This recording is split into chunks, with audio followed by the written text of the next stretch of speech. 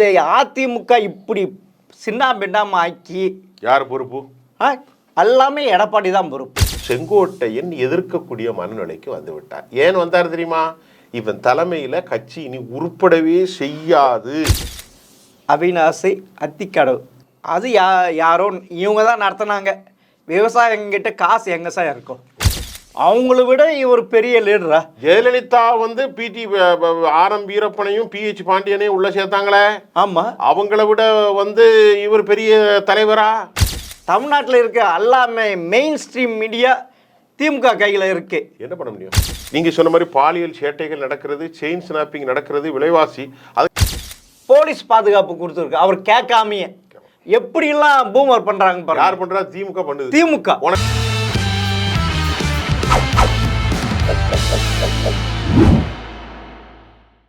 GeM TV நேயர்களுக்கு வணக்கம்.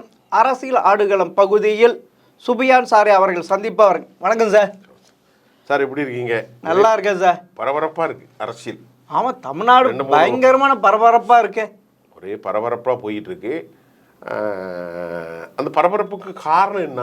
எதை பத்தி பரபரப்புன்னு நினைக்கிறீங்க? கட்சிகளுக்குள் பிரச்சனைகள் இல்ல, தேர்தல் பரபரப்புகள், கூட்டணி பரபரப்புகள், பல பரபரப்புகள் இருக்கு. பல பரபரப்புகள். ஆனா திமுக வாழ வைத்து கொண்டிருப்பவர் எடப்பாடி. ஆமா, அவங்க எவ்வளவு தப்பு செஞ்சாலும் வெளியே தெரியாது. அதுக்கு ஏற்ற மாதிரி இவர் பண்ணிட்டு இருக்காரு. அரகண்டா இருக்காரு சார். என்ன இப்ப நீங்க சொன்னீங்க அரகண்டா இருக்காரு, திமுகவே வாழ வைப்பாண்டு. அதுக்கு என்ன சம்பவம் நடந்துச்சு சார்? இப்போ செங்கோட்டையன் எடுத்துங்க சார். சரி, செங்கோட்டை என்ன சொன்னது? அவிநாசி அத்திக்கடவு. ஆமாம், அந்த இதுக்கு அந்த ஆமாம், அது யாரோ இவங்க தான் நடத்தினாங்க. விவசாயங்கிட்ட காசு எங்கே சார் இருக்கும்? இவங்க ஸ்பான்சர் பண்ணாங்க. யாரு? வேலுமணி. சரி, அவங்கள்ட்ட காசு இருக்காது. அவங்கள்ட்ட ஏழை மக்கள்கிட்ட போய் என்ன காசு? இப்போ கோயம்புத்தூர் அவர்கிட்ட தானே இருக்குது. இல்லை, கட்சி எடப்பாடிக்கு அப்புறம் வேலுமணி தானே கூட 10 பேர் இருக்காங்க. அங்கே ஒன்று வேலுமணி, இங்கே திமுக செந்தில் பாலாஜி. ஆமாம், அந்த அந்த இது அந்த குரூப்புகள் தான், ஒரு வலிமையான குரூப்புகள் தான் இதை வச்சிருப்பாங்க. இப்போ சவுத்தில் பார்த்தீங்கன்னா அனிதா ராதாகிருஷ்ணன் திமுக. ஆமாம், அப்படி ஒரு ஆள் இருப்பாங்க. கனிமொழி, கீதா ஜீவன், இப்படி ஒவ்வொரு மாவட்டத்துக்கும் ஒரு பண வலிமை கொண்ட சக்திகள் இருக்கும். சரி, வேலுமணி நடத்தினாரு, போனாரு. என்ன பிரச்சனை? செங்கோட்டை என்ன சொன்னாரு?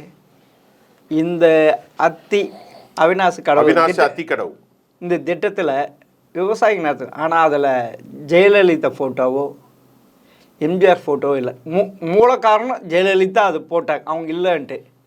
உன்னங்கட்டுனா அந்த அழைப்பிதழில் எடப்பாடி பொதுச் செயலாளர், அடுத்து யார் சார் பேர் வரணும் சீனியாரிட்டி பிரகாரம்? செங்கோட்டையன். ஆனால் 3வது போட்டு வச்சுருக்காங்க சார்.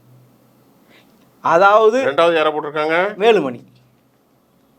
வேலுமணியும் போடலாம். வேலுமணியை போடலாம். 2வது இடத்துல ஒரு சீனியர் லீடர் வேலுமணி. இன்னைக்கு வந்தவர் டாக்டர் எம்ஜிஆருடைய காலத்தில் இருக்கார் வேலுமணி. உன்னங்கட்ட செங்கோட்டையன் வரப்ப லாய்ட்ஸ் ரோடு அதிமுக ஆஃபீஸுக்கு வரப்ப எடப்பாடி ஓடி போய் பார்ப்பார் சார். அந்த நிலைமையில இருந்தவர். இன்னொரு விஷயம் சொல்லட்டா? அம்மா முதல் பிரச்சாரத்தில் செங்கல்பட்டில் ஒரு பஸ் ஸ்டாண்டில் நின்று ஒரு இதில் நம்ம ஸ்டூலில் நின்று பேசினாங்க. அந்த இதை ஏற்பாடு பண்ண யார் தெரியுமா? செங்கோட்டையன். ஆமாம், செங்கோட்டையன் நல்லா தெரியும் எனக்கு. அப்படிப்பட்ட இது இப்போ திடீர்னுட்டு இப்போ கிளம்பிருக்கு. உண்மையில் சார் இவர் நாங்கள் போய் பார்த்தது உண்மைதான்ன்றாங்க. யார்? வேலுமணி, தங்கமணி, அன்பழகன். யாரை பார்த்தது? வைத்தியலிங்கம், CV சண்முகம், செங்கோட்டை. 6 பேர். எதுக்கு? எல்லாரும் ஒன்னா சேலத்தில் CV சண்முகம், நீங்க சொன்ன மாதிரி நத்தம் விஸ்வநாதன், வைத்தியலிங்கம், ஆமா, வீரமணி, தங்கமணி எல்லாரும் போய் அண்ணன் நம்ம கட்சி ரொம்ப மோசமா போயிட்டு இருக்கு, அதுக்கு ஒரு செய்தி உங்களுக்கு இருக்கு, அதனால நம்ம ஒத்துமையா இருவோம், எல்லாத்தையும் ஒன்னா சேர்ப்போம். குறிப்பாக தென் மாநிலத்தில் இருக்கக்கூடிய மிக பெரும் சமூகம் முக்குளத்தூர் சமூகம். கரெக்ட். அது நீங்க சொன்ன மாதிரி ராமநாதபுரம், தஞ்சாவூர், திருவாரூர், மதுரை, தேனி, கம்பம் இப்படியே வரும். ஆமாம், அப்படி திருநெல்வேலி, விருதுநகர், தூத்துக்குடி, கன்னியாகுமரி, அதுக்கப்புறம் தென்காசி, இந்த உள் மாவட்டம் எல்லாத்துலேயுமே முக்குளத்தோர் வாக்கு வங்கி மிக மிக மிக வலிமையானது. என்னுடைய கருத்து கரையாக இருந்தால் 90 தொகுதிகளில் அவர்களுடைய டாமினேஷன் இருக்கும். Correct sir, correct. அப்போ அவர்களை நீ நிராகரித்து விட்டு அவர்களுக்கான பிரமலை கள்ளருடைய வாக்குகள் அவர்களுக்கு கொடுக்கக்கூடிய இந்த ஒதுக்கீடெல்லாம் கொடுத்து வன்னியருக்காக ஒரு 10.5% 107 சாதிகள் இல்லாமல் ஒரே சாதிக்கு கொடுத்தார். பெரும் முட்டாள்தனம் செஞ்சது.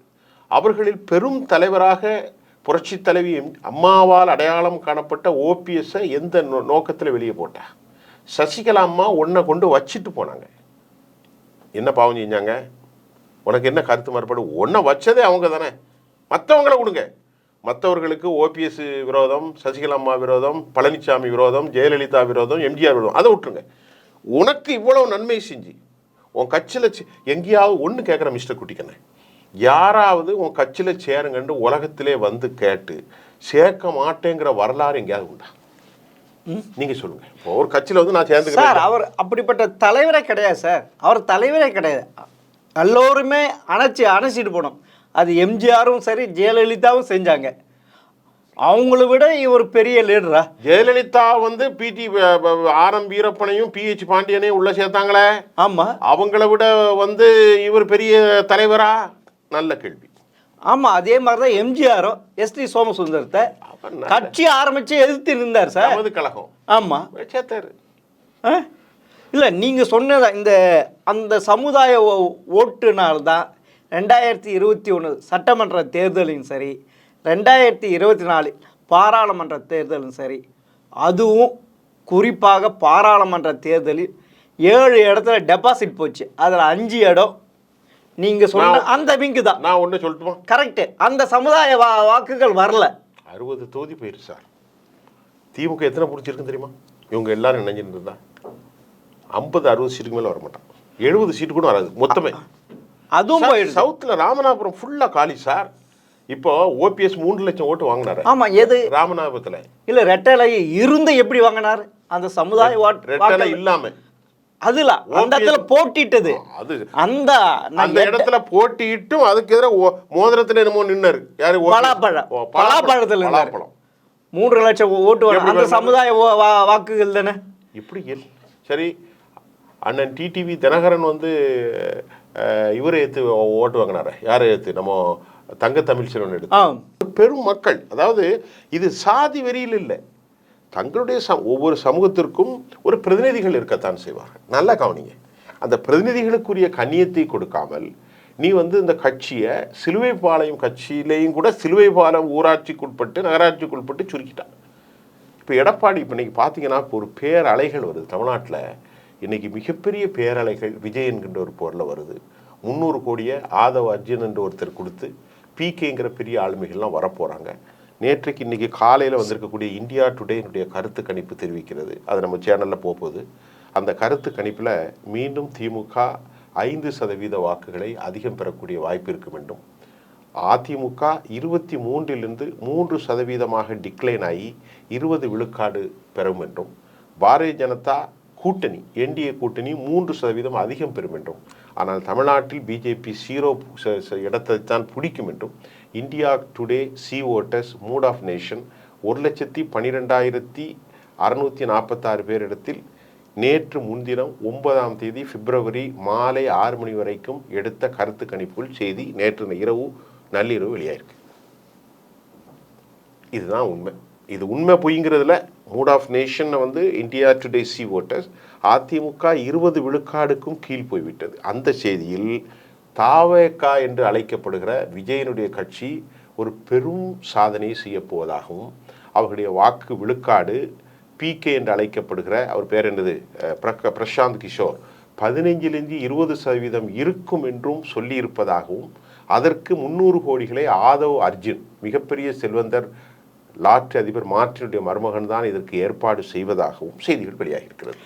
அதிமுக தன் சதவீதத்தில் 20 விட கீழே போனால் உனக்கு என்ன தலைமை? சார், அதே இந்தியா டுடேக்கு ஃபார் எக்ஸாம்பிள் இன்னொன்று சொல்கிறேன் சார். இது வந்து இல்லை, இது உண்மை உண்மை இது உண்மை இருக்கலாம்.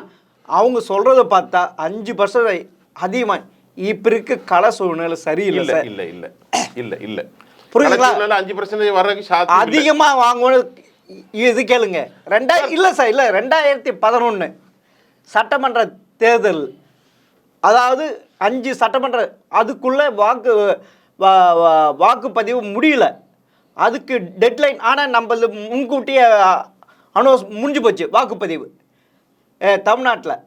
அதனால் வாக்குப்பதிவுக்கு பிந்திய எக்ஸிஸ்ட் போல் கருத்து கணிப்பு வெளியிடக்கூடாதுன்ட்டு ஒரு இருந்தது. ஆனால் இங்கே ஒரு டாக்கு ஓடிக்கிட்டு இருந்தது, இந்த வாட்டி திமுக தோத்துருவோன்ட்டு. அப்போ வடிவேலு பிரச்சாரம் பண்ணான். என்ன தெரியுமா, திடீர்னுட்டு பார்த்தா இந்தியா டுடே எக்ஸிஸ்ட் போல அனௌன்ஸ் பண்ணுறான், வெளியிட்டான் 2011.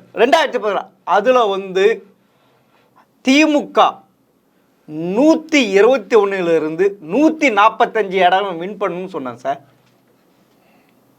அப்புறம் அப்போ அது வெளிவந்தோடனே வடிவேலு ஓடி போகிறேன். நான் பிரச்சாரத்தில் நான் இவ்வளோ கூட்டத்தை பார்த்தேன், இப்படி பார்த்தேன், அப்படி பார்த்தேன், விஜயகாந்த் அவன் ஒரு குடிக்கார அப்படிலாம் சொல்லிட்டு கோபாலபுரத்தில் போயிட்டு கலைஞருக்கு மாலை போட்டான். ஆனால் வாக்கு எண்ணும்போது எல்லாமே சோழி முடிஞ்சு. ஏன்னா வெறும் 23 இடம் தான் ஜெயிச்சாங்க. எதிர்கட்சிகளோட வர முடியல. 29-41 போட்டிட்டு விஜயகாந்த் 29 தமிழ்நாடு எதிர்கட்சியாளர். இதுக்கு நான் உதாரணம் சொல்கிறேன். இது ஒரு கட்டமைக்கிறது. ஏன்னா மீடியாவை தன் கையில் வச்சுருக்கா சார். தமிழ்நாட்டில் இருக்க எல்லாமே மெயின் ஸ்ட்ரீம் மீடியா திமுக கையில் இருக்கு. என்ன பண்ண முடியும் இப்போ? ஆமாம், நீங்கள் பாருங்கள், நீங்கள் தொலைக்காட்சிகளில் செய்தி போதில்லை, ஓல்டு பென்ஷன், அதாவது நேற்றைக்கு செய்தி என்னென்னா போக்குவரத்து துறை தனியார் மயம், ஆபீசர்ஸ் அரசு அதிகாரிகள் எல்லாரும் போராட்டம். இது குறித்தல்லவா நீ விவாதம் நடத்தணும். ஒரு விவாதம் எப்படி நடத்தணும்? இது குறித்துல நடக்கணும் சார். அதை விட முக்கியமானது இல்லை, அதை விட முக்கியமானது சார், தலைமைச் செயலர் ஒரு கூட்டத்தை கூட்டியிருக்காரு, ஆபீசர் கூட்டி. தமிழகத்தில் பாலியல் குற்ற வழக்குகள் அதிகமாக இருக்குது, ஏன்ட்டு யாராவது பேசுறாங்களா? 2023 4600 கேஸு. இப்போ 2024 எவ்வளோ தெரியுமா? 7000 கேஸ். 7000 6920 நில்லுங்க. 7000 கேஸ் நடந்திருக்கு. ஸ்கூலில் 3 வாத்தியார் சின்ன பிள்ளைகள 13 வயசு பிள்ளைகளை பல மாசமாக நடத்தி அந்த ஸ்கூலுக்கு அந்த குழந்தை வராமல் ஹெட்மாஸ்டர் போய் கேட்குறான். சார் அது என்ன நடக்குது தமிழ்நாட்டில்? சார் அதுதான் சார். இப்போ அதுதான் மொத்த ஆசிரியருக்கு சஸ்பெண்ட் பண்ண வேண்டியதா 285 ஆசிரியர்களை சஸ்பெண்ட் பண்ண சார். 256. எதுக்கு? பாலியல் ரெக்கார்டு. ஆனால் எதுவுமே நடக்கல. அதாவது 2012 இதே ஜெயலலிதா ஒரு சட்டம் ஏற்றிருக்காங்க. உடனே அவனுடைய அந்த டீச்சிங் ப்ரொஃபஷனோட சர்டிஃபிகேட் கிழிக்கும், வேலை விட்டு தூக்குவாங்க. எதுவுமே செய்யல, எதுவுமே நடக்கலையே. இவ்வளவு இது நடந்துட்டு இருக்கு சார். சரி, இவ்வளோ நடக்குது. தமிழ்நாட்டில் சட்டம் ஒழுங்கு போயிட்டு கஞ்சா வியாபாரம் போதைகள் சூழல போகுது. அதுக்கப்புறம் கள்ளச்சாராய சாவுகள் மரக்காணத்திலேருந்து கள்ளக்குறிச்சி வரைக்கும் தொடர்கிறது. நீங்கள் சொன்ன மாதிரி பாலியல் சேட்டைகள் நடக்கிறது, செயின் ஸ்னாப்பிங் நடக்கிறது, விலைவாசி அதுக்கப்புறமா 5% கூடணும். எப்படி சார்? முந்தினத்து 150 லிட்டர் கள்ளசார பேரல் ஊழல் இது பண்ணியிருக்காங்க சார். ஊழலை நடந்துட்டு இருக்கு சார். எப்படி சார் அவர் இப்போதான் கண்டுபிடிச்சி? அதுக்கு முன்னே எவ்வளோ காட்சி இருப்பா கிருஷ்ணகிரியில்? இவ்வளவையும் நடக்குது. இங்கே பார்த்தீங்கன்னா சார் இப்போ ஒன்று, இப்போ திமுக இதெல்லாம் விட்டுருங்க. இப்போ திமுகவினுடைய அராஜக போக்கு, திமுகவினுடைய தலைமையினுடைய பொடுபோக்கு, திமுக தலைமை செயலிழந்தது, இந்த 3 பாயிண்ட் வச்சுக்கிடும். ஒன்று அராஜகம், இன்னொன்று ஊழல், இன்னொன்று செயலிழப்பு, மக்கள் விரோத நடவடிக்கைகள், இதெல்லாம் தொடர்கிறது. இந்த ஆட்சி மீண்டும் வருவதற்கான எந்த ஒரு வாய்ப்புகளும் இல்லை என்கின்ற தரவுகள் நமக்கு சொல்லிக்கிறோம். ஆமாம், அதுதான் நான் இந்தியா டுடே தப்புன்னு சொல்கிறேன். இப்போ அதை விடுங்க. இந்தியா டுடே சொன்னது தப்பு இல்லைன்னு சொல்கிறதுக்கு சில காரணம் என்ன தெரியுமா? தப்புன்னு நீங்கள் சொல்கிறீங்க, உங்களுக்கு ரைட் இருக்கு. தப்பு இல்லை அப்படிதான் இருக்கு. அதுக்கு என்ன காரணம்டா, அவர்களை எதிர்க்கக்கூடிய வலிமை வாய்ந்த எதிர் சக்திகள் இல்லாததனால் அவர்கள் இந்த மதச்சார்பின்மை என்பதை கையிலே பிடித்து கொண்டு திருமாவளவனையும் காங்கிரஸையும் இடதுசாரிகளையும் முஸ்லீம் கிறிஸ்தவ வாக்குகளையும் கையில் தூக்கி பிடித்து கொண்டுதான் அவர்கள் வெற்றி பெற முடியுமே தவிர மற்றபடி திமுகவுக்கு எந்தவித வாக்கும் பொது ஜனங்கள் குறிப்பாக பாரம்பரிய திமுகவினரே வாக்களிக்க மாட்டார்கள் என்பதுதான் சத்தியம். ஆமாம்,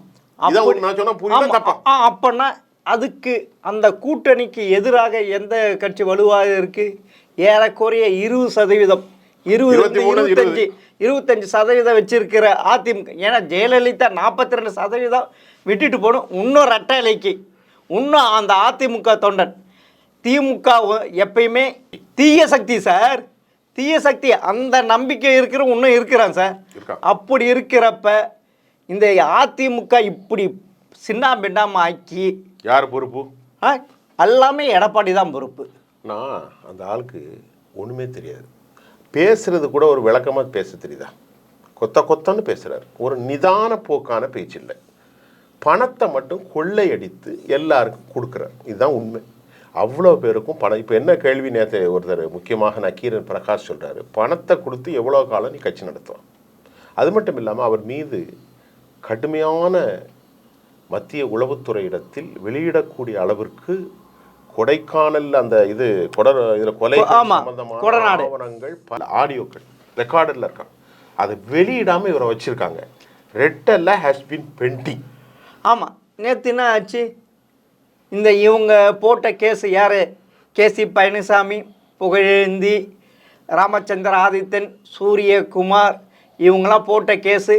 இது தேர்தல் கமிஷன் அவங்க இதை ஆராயலாம், விசாரிக்கலாம்னு சொல்லிட்டாங்க. அப்படி இருக்கிறது அப்போ ஆரம்பிக்கும் போது இப்போ மறுபடியும் ரெட்டலை இல்லாமல் போகுமா? ஏற்கனவே கழுது தெரிஞ்சு கட்டரம்பாச்சு அவன் தலைமையில். இனி ரெட்டல் இல்லைன்னா உனக்கு நீ எத்தனை ஓட்டு வாங்குவா சார்? அப்படி இல்லை சார். இது இனி பிஜேபி இவங்களை இது பண்ண போகுது சார். இவங்களை பிஜேபிக்குன்னு தனி வாக்குகள் இல்லை. பிஜேபி அதிமுகவை சேர்ந்து தன்னை காப்பாற்றி கொள்ள. இல்லை, அவங்க என்ன தெரியுமா? இல்லை, அவங்க அதிமுக ஒடுக்கிறது இல்லை சார்.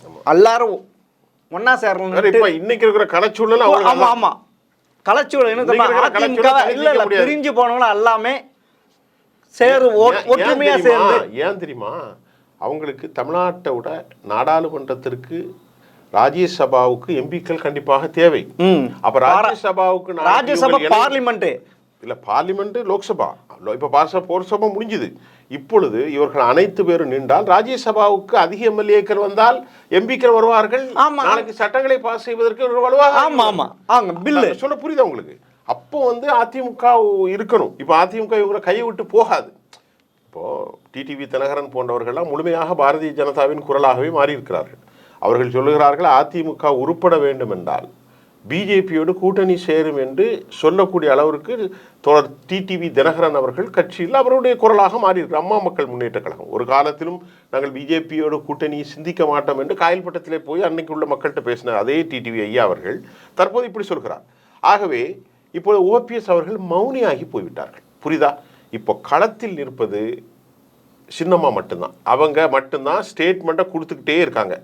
ஸ்டேட்மெண்ட்டை எப்படி கொடுக்குறாங்க அப்படின்னு பார்த்தா, நல்ல விளங்கக்கூடிய அளவுக்கு எல்லாரும் புரிதலாக சொல்லக்கூடிய அளவுக்கு எளிமையான தமிழில் கொடுக்குறாங்க. ஆனால் இப்படி நீ கொடுக்கலையேன்னு எடப்பாடிகிட்ட கேட்டால் ஏதாவது கொத்தன்னு இந்த பருப்பு சாதம்னு சொல்லுவாங்க, கலவை சாதம் போட்ட மாதிரி எல்லாம் அப்படி கொதிச்சு வரும் இல்லையா? அதனால எந்த லாபமும் இல்லை. கலவை சாதம் கொதிக்கின்ற போது அதில் போடப்பட்ட பல காய்கறிகள் அடையாளம் தெரியாமல் உருக்குலைந்து போயிருக்கும். அதில் பூசணிக்காயும் கிடைக்கும், வெண்டைக்காயும் கிடைக்கும், கத்திரிக்காயும் இருக்கும். கொத்தன்னு வரும். அது ஒன்றும் புரியாது. புரியுதா உங்களுக்கு?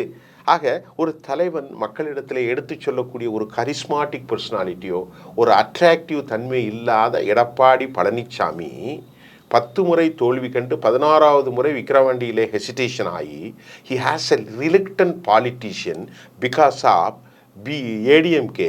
Why he didn't contest in Erode? I am asking to the concerned with that. அவர்கள் ஏன் அவர்களால் கண்டெஸ்ட் பண்ண முடியவில்லை? 40% இருக்கிற இப்பொழுது கழுதை தேய்ந்து கட்டரும்பாக செங்கோட்டையன் எதிர்க்கக்கூடிய மனநிலைக்கு வந்துவிட்டார். ஏன் வந்தார் தெரியுமா? இவன் தலைமையில் கட்சி இனி உருப்படவே செய்யாது. இல்லை சார், திருப்பி எல்லாருமே அவருடைய நல்ல நோக்கம் என்ன தெரியுமா? எல்லாரும் சார் உண்மையில் 2006 அவருக்கு போட்டியிட கொடுக்கல சார் ஜெயலலிதா. 2006 சட்டமன்ற தேர்தலில் அவருக்கு போட்டியிட கொடுக்கல. ஆனால் இதே திமுக அவரை செங்கோட்டையனே திமுக சேகரத்துக்கு அவ்வளோ ஆள் அமிச்சாங்க. ஆனால் ஒரே ஒரு லெட்ரு ஒன்று கேட்குறேன் சார். சார் இல்லை இருங்க சார், இது ஒரு பதிவு பண்ண சார். ஒரே ஒரு லெட்ரு சொல்லுங்க. கலைஞருக்கு என்ன தெரியுமா எழுதினாரு? யாரு? செங்கோட்டையன். என்னை இப்படி டிஸ்டர்ப் பண்ணாதீங்க, நான் எக்காரணத்து கொண்டும் அதிமுக விட்டு வரமாட்டேன் அப்படின்ட்டு. அதுக்கு அப்புறமா தான் கலைஞர் கருணாநிதி என்ன தெரியுமா, அவரை டிஸ்டர்ப் பண்ணாத விட்டுருங்க. எதுக்கு தெரியுமா, ஜெயலலிதா வந்து அப்போ மைனாரிட்டி கவர்மெண்ட் சொல்லிட்டு இருந்தாங்களா 2006லேருந்து 11. ஆமாம், அந்த அப்போ அதனால் அதிமுக இருக்கிற முக்கியமான லீடர்லாம் இழுக்கிறதுக்கு பார்த்தாங்க. செங்கோட்டை எக்காரணத்தை கொண்டும் நான் வெளியே வரமாட்டேன், நான் அதிமுக தான் இருப்பேன், எங்களுக்குள்ளே இது நடக்கும் அப்படிப்பட்டவர் சார். உண்மையில் ஓபிஎஸும் நல்லவர், செங்கோட்டையும் நல்லவர். ஆனால் அவங்க தங்களுக்கான விசுவாசியில உருவாக்கலை. அதுதான் மெயின் கேட்டா. ஓபிஎஸ் ஏன் உருவாக்கலைன்னா அவர் வந்து ஒரு நல்ல மனுஷன். ஆமாம், நல்ல கவனிங்க. அவர் வந்து சரி அம்மா கூட இருந்து அம்மா நம்மளை வந்து 3 முறை முதலமைச்சர் ஆக்குனாங்க இல்லையா? 2 முறை அம்மா இருக்கும்போதே, அதாவது இந்த கேஸு ஹோட்டல் கேஸ்லாம். சரி நமக்கு அதை விட என்ன, அம்மாவோட என்ன பெருசாக நமக்கு தர போறோம் எதிர்பார்க்காம அம்மா இறந்து போயிட்டாங்க. அந்த டைம்லையும் அந்த டிசென்ட்ல அவர் வந்தார். அது ஒரு விவகாரம் இல்லை, அப்போ கூட வேணான்னு தான் சொன்னார். அதனால அதே வேணாம் தான் சொன்னார். ஓபிஎஸ் எனக்கு வேணான்னு தான் சொன்னார். ஒரு பொறுமையான மனிதர் அவர். அவர் நல்ல ஒரு ஒரு ஒரு மோரல் கோடு, ஒரு நிதானமான மனிதர், அவ்வளோதான். இப்போ பாருங்க, இப்போ செங்கோட்டை இப்படி இருக்கிறப்ப போலீஸ் பாதுகாப்பு கொடுத்துருக்கு. அவர் கேட்காமையே எப்படிலாம் பூமர் பண்றாங்க பாருங்க. யார் பண்றா? திமுக பண்ணுது. திமுக உனக்கு அச்சுறுத்தல் இருக்கு, ஆமா, உளவுத்துறை இருக்குன்னு இவங்களும் எழுதி கொடுக்குறது. ஆமா, அதனால அந்த விரோதத்தை அதிகரிக்கிறது. ஆமா, அதிமுக உடைக்க முயற்சியாகவும் செங்கோட்டையத்தில் திமுக சார்பில் பேச்சுவார்த்தை நடத்தி இருப்பதாகவும் நடத்த தொடங்கி இருப்பதாகவும் உண்மையோ பொய்யோ அரசியல் புரசலாக நீங்க சொல்றது திருப்பி நடந்திருக்கு. திருப்பியும் மூக்கு உடைச்சிட்டாரு அவரு. இப்போ கூட நான் எக்காரணத்தை கொண்டும் இதுண்டு நான் சார் உண்மையே இல்லை, எல்லாரும் ஒன்றா சேர்ந்தா கடைசியில் எடப்பாடி இது ஒரு நல்ல வாய்ப்பு சார். ரெட்டால எலெக்ஷன் கமிஷன் போயிருக்கு, பாஜக என்ன செய்யும்னு தெரியாது. அப்படி இருக்கிறப்ப மொத்த பேர் ஒன்றா சேர்ந்து ரெட்டால வாங்கிடலாம். நீ வந்து இப்போ பிஜேபி என்ன வேண்டு அதே இது சார். இதே பிரசாந்த் கிஷோர் தான் யாரை எடப்பாடியை போய் சந்திச்சிருக்காருன்னு சொல்கிறாங்க சார். எதுக்கு? உண்மையில் பிரசாந்த் கிஷோர் விஜய்க்கு நீ தனித்து நின்றா ஜெயிக்க முடியாதுன்னு சொல்லியிருப்பார் சார். அப்படி இருக்க அதிமுக கூட கூட்டணி வச்சு நீ இது பண்ணாதான் ஜெயிக்க முடியும், வர முடியும். ஏன்னா ஆந்திராவில் இது பண்ணுறாங்கள, இது பவன் கல்யாண் எப்படி தெலுங்கு தேசம் சந்திரபாபு நாயுடு கூட சேர்ந்து துணை முதல்வர் அதே மாதிரி ஆகிட்டு அப்புறமா நீ பண்ணிக்கோ, அப்படியே நடக்கலாம் சார். அதுதான் பிரசாந்த் கிஷோருடைய இது. இப்போ இன்னொரு முன்ன கிட்ட அவர் அட்வைசர் தான். Correct correct. இவ்வளவு கூட நடந்து இவ்வளவு நல்ல வாய்ப்பு. இப்போ இன்னொரு விஷயத்தை சொல்லிடுவோம், நேரம் முடிய போகிறது. இந்த நிகழ்ச்சியில் நமக்கு கிடைத்த தமிழ்நாட்டு அரசியல் குறித்து ஒரு விவகாரம். அதிமுக குறித்து நிறைய பேசிட்டோம். ஒரு வலிமையற்ற தலைமை, அனைவரும் ஒன்றிணையாமல் வெற்றி இல்லை, எல்லாம் சொல்லியாச்சு. பாரதிய ஜனதா இனி அவங்கள விடவே போகிறதில்லை. ஒரே ஒரு விஷயம், உத்தவ் தாக்கரேயும் நீண்ட நெடிய அனுபவம் கொண்ட சரத்பவாரையும் ஒன்றும் இல்லாமல் ஆக்கின பாஜகவுக்கு எடப்பாடி ஏமாத்திரம். ஒன்றுமே இல்லை. சுச்சிலிபிமா நம்ம ஊரில் ஒன்றுமே கிடையாது அவருக்கு. அவர் வந்து பணம் சம்பாதித்தார், அந்த பணத்தை எல்லோருக்கும் வழங்கினார், எல்லோரும் தாராளமாக பணம் சம்பாதிப்பதற்கு வழி ஏற்படுத்தி கொடுத்துதான் கட்சி நடத்தினார். எல்லாவற்றுக்கும் மேலாக கருணையோடு மத்திய தலைமை இவரை ஆட்சி செய்வது 4 ஆண்டு காலம் அனுமதித்தது. இதெல்லாமே எடப்பாடிக்கு என்ன திறமை இருக்குது நான் சொல்கிறேன்னா, ஃபைனலாக ஒன்று, புஷி ஆனந்த்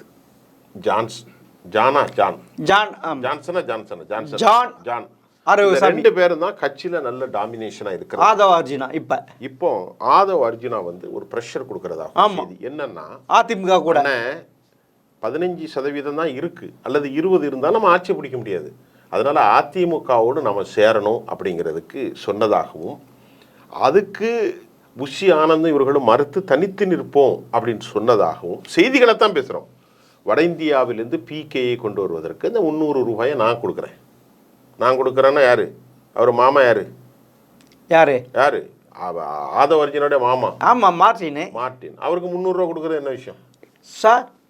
டிஎம்கேக்கு 500 கோடி கொடுத்துருக்காரு சார் எலெக்ஷன் பாண்ட்ல. 500ன்னா 500 ரூபான்னு தான் சொல்லுவேன். அவங்களும் 500 ரூபா தான், நமக்கு தான் பெரிய அமௌண்ட்.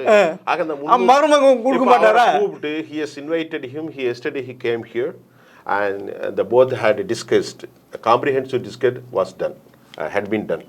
அவர்களுக்கு வந்து அந்த ஒரு இதான ஒரு காம்ப்ரிஹென்சிவ் டிஸ்கஷன் நடந்து முடிந்திருப்பதாகும். அதற்கு பின்பு ஹவு டு மூவ் ஃபர்தர் அப்படிங்கிறத அவங்க பேசிக்கொண்டு இருப்பதாகவும் தகவல் வந்திருக்கிறது. சார் இன்னொன்று இதில் பதிவு பண்ண இதில் பதிவு பண்ண நீ 15% 20% வாக்கு சதவீதம் இருந்தாலும் ஒரு எம்எல்ஏ கூட கிடைக்க மாட்டாங்க சார். வராது. அதனால தான் அந்த பாயிண்ட் எனக்கு எடுத்து கொடுத்துட்டீங்க. ஆதவ் அர்ஜி சொல்றாராம், ஏப்பா 5 வருஷத்துல நம்மளை காலி பண்ணிடுவான் திமுக காரன். ஆமா, அதனால நாம கட்சியை காப்பாற்றணும். கேட்டியா? ஏற்கனவே விஜயகாந்துடைய பட்ட பாடெல்லாம் தெரியும். ஆமா, குடிகாரா பண்ணி அவர் அது எங்க பிரஸ் மீட் கொடுக்குற அந்த போயிட்டு அவரை டென்ஷன் ஆக்கி, அதனால திமுக நமக்கு அரசு ஆதவர்ஜுனாக்கு திமுக காலி பண்றதுங்கிற ஒரே வெறி. அந்த வெறியில ஆதவர்ஜுனா நீ சேர்க்கட முடியாதுன்ற அட்வைஸை சொல்லியிருக்காராம். விஜயை பொறுத்தவரை எப்படிப்பட்ட அரசியல்வாதின்னு ஒன்றும் புரியல. இல்லை நீங்க சொல்றது கரெக்டு. அதே விஜய் தான் அவருக்கு சப்போர்ட் பண்ண மூத்த பத்திரிகையாளர் ஐயநாதன் சொல்லியிருக்காரு. என்ன விஜய் அதிமுக கூட கூட்டணி வைக்கிறதுக்கு எங்கிட்ட சொன்னார், பர்சனலாக வைக்கலான்ட்டு இருக்கிற அது பொது இடத்துல போட்டு உடைச்சிட்டார். ஐயநாதனுக்கு இப்போ வெளியேறிட்டார்.